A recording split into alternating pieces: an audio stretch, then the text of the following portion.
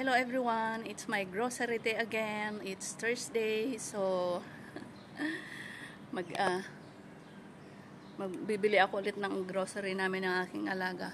Napaka-init ngayon dito sa Israel kasi nag-umpisa na nga ang summer. So, to avoid wrinkles ng lola, kailangan gagamit ng shades, di ba?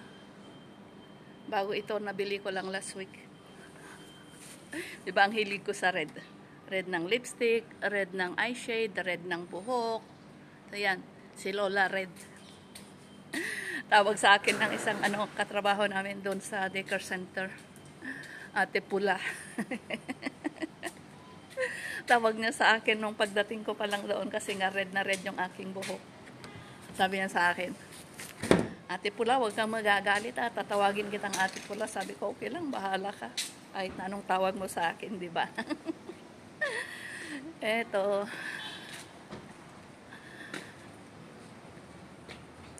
Ayan. Dumating yung anak ng aking alaga kanina. Oh no, yung kapatid niya pala, siya ang pinaka-boss ko. Kasi yung alaga ko is, bedridden siya. Tapos yung kapatid niya, siya ang kumukuha ng kanyang pensyon. At siya rin ang humahawak ng lahat ng pera ng kapatid niyang bedridden na inaalagaan ko. So, siya ang pinaka-boss ko. Nag-total kami. Every week, magbibigay siya ng allowance namin.